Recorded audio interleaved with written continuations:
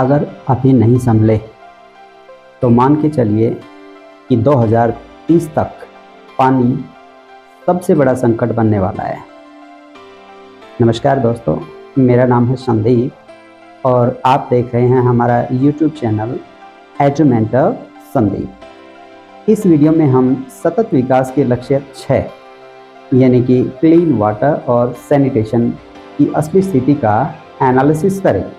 आपके घर में पानी आ रहा है, नो डाउट। ज़रा सोचिए, अगर आपका पीने वाला पानी ही पीने लायक ना हो तो क्या हो।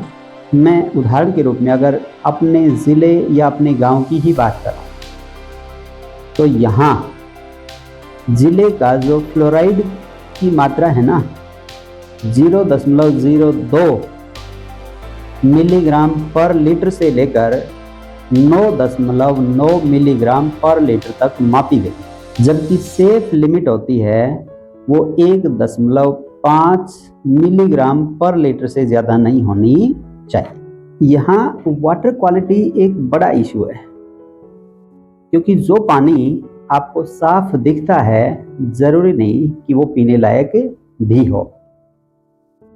क्योंकि अपने ज़िले की जो मेजर प्रॉब्लम है ना, उनमें क्या है, हाई तो फ्लोराइड यानी कि फ्लोराइड की मात्रा ज़्यादा है, सैलिनिटी यानी कि खारापन है वो बहुत ज़्यादा है, कैल्शियम और मैग्नीशियम है उसकी मात्रा मॉडरेट से लेकर हाई तक है, सोडियम और क्लोराइड है उसकी मात्रा भी हाई मापी गई है। ये सारे फैक्टर्स मिलकर बताते हैं कि पानी पीने लायक नहीं है। जब हम हरियाणा की बात करते हैं तो यहाँ आंकड़े और भी चौंकाने वाले हैं। नीति आयोग की रिपोर्ट के अनुसार SDG 6 यानी कि क्लीन वाटर और सैनिटेशन में हरियाणा राज्यों की श्रेणी में तो नीचे से चौथे पायदान पर है। या हम कह सकते हैं कि बेसिक ड्रिंकिंग वाटर और सैनिटेशन प्रोवाइड करवाने में हम 28 राज्यों की श्रेणी में 25वें पायदान पर हैं, और यदि यूटीज को भी शामिल कर लिया जाए तो 36 में से हम 33वें पायदान पर हैं। यानी कि हरियाणा को तो और भी ज्यादा काम करने की जरूरत है।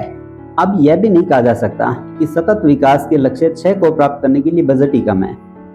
एक उदाहरण के रूप में यदि हम देखते हैं ना, तो CSR का पैसा लगभग 30% पैसा क्लीन वाटर और सैनिटेशन के लिए खर्च हो रहा है, जो कि हजारों करोड़ रुपए के बराबर है। आंकड़े बताते हैं कि लगभग 93% लोगों को बेसिक ड्रिंकिंग वाटर प्राप्त हो रहा है।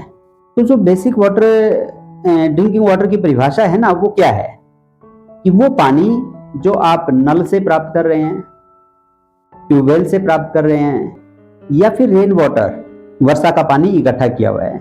ये कह सकते हैं कि 93% लोगों को बेसिक लेवल का जो पानी है वो मिल रहा है, नो डाउट।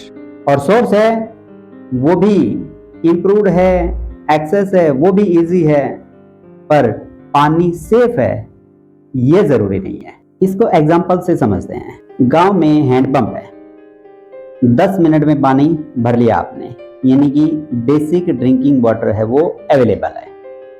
दूसरा उदाहरण लेते हैं, घर में टैप वाटर है यानी कि नल का पानी है, लेकिन पानी पीने योग्य नहीं है। तो डेटा तो ये कहेगा कि हाँ बेसिक ड्रिंकिंग वाटर है वो अवेलेबल है, एक्सेस है वो इजी है, पर पानी अनसेफ है। तो कह सकते हैं कि 4 में से 1 व्यक्ति ऐसा है जिसको अभी बेसिक सैनिटेशन सर्विस है वो नहीं मिले पा रही है। भारत के पास जितना भी फ्रेश वाटर है, चाहे वो नदियों का हो, चाहे झीलों का हो, चाहे ग्राउंड वाटर, उसका वह लगभग 66% यूज कर रहा है। यानी आगे आने वाली पीढ़ियों के लिए मात्र 1/3 पानी है वो अभी छोड़ रहा है। इसका सीधा सा फॉर्मूला है कि जितना यूज % कम होगा, पानी उतनी ही मात्रा में पर्याप्त होगा, और जितना यूज % ज्यादा होगा, जल संकट उतना ही ज्यादा होगा। तो 66% पानी का यूज करने का मतलब ये है कि हम जितने भी हमारे वाटर रिसोर्सेज हैं, चाहे वो अंडरग्राउंड है, चाहे वो झील हैं, चाहे वो नदियां हैं, उनका 2/3 पानी हम फ्रेश वाटर के रूप में यूज कर रहे हैं, और 1/3 पानी है वो ही आने वाली पीढ़ियों के लिए छोड़ रहे हैं। तो दिख तो रहा है इसमें नो डाउट कि जल संकट नजदीक है।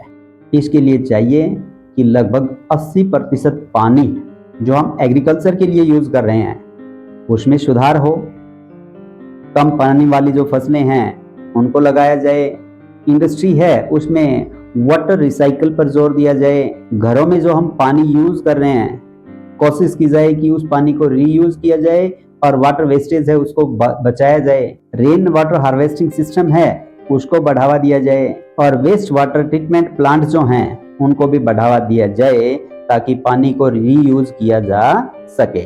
गवर्नमेंट पॉलिसीज हैं वो भी स्ट्रिक्ट बननी चाहिए ताकि हम जल संकट से अपने आप को बचा सके। इसके लिए एक सिंपल सा फॉर्मूला है और फॉर्मूला क्या है कि पानी कम निकालो एक बात, पानी ज्यादा बचाओ दो बात और पानी को रीयूज करो ये तीसरी बात, और तभी इसका सॉल्यूशन है यानी कि हम अपने आप को जल संकट से बचा सकते। एक टर्म है स्कार्स वाटर कंजम्पशंस इम्बॉडीड इन इंपोर्ट्स, यानी वह पानी जो किसी दूसरे देश में यूज हुआ है उन गुड्स या वस्तुओं को बनाने में जिन्हें हम इंपोर्ट करते, और जो पानी वाटर रिसोर्सेज यानी कि जल संकट वाले क्षेत्रों से आता है। आसान भाषा में समझ सकते हैं कि आप पानी सीधे नहीं ले रहे हैं उन देशों से, लेकिन जो चीज आप इंपोर्ट कर रहे हैं उसमें भी तो पानी छुपा हुआ है ना, यानी कि पानी का यूज हुआ होगा। इसे ही वर्चुअल वाटर यानी कि छुपा हुआ पानी कहा जाता है। मान लो इंडिया कॉटन इंपोर्ट करता है किसी देश से, क्योंकि कॉटन उगाने में बहुत पानी लगता है। अगर वो कॉटन किसी ऐसे देश से इंपोर्ट किया गया हो जहां पानी की कमी हो तो कहा जाएगा कि इंडिया उस देश के स्कार्स वाटर का यानी कि जल संकट का इनडायरेक्टली यूज कर रहा है। यह इंडिकेटर हमें बताता है कि हम ग्लोबल लेवल पर वाटर रिसोर्सेज पर कितना दबाव डाल रहे हैं। जो देश वैश्विक स्तर पर यदि ट्रेड या व्यापार कर रहे हैं ना तो वो इनडायरेक्टली अपने देश के वाटर रिसोर्सेज को बचा रहे हैं। यदि हम भारत के संदर्भ में बात करते हैं तो पाते हैं कि पानी का प्रबंधन ठीक से नहीं हो पा रहा है, ग्राउंड वाटर है उसका ओवर यूज हो रहा है। तो कहा जा सकता है कि यदि पानी खत्म हो रहा है ना तो यह गलती प्रकृति की नहीं है, हमारी प्लानिंग की है। Thank you.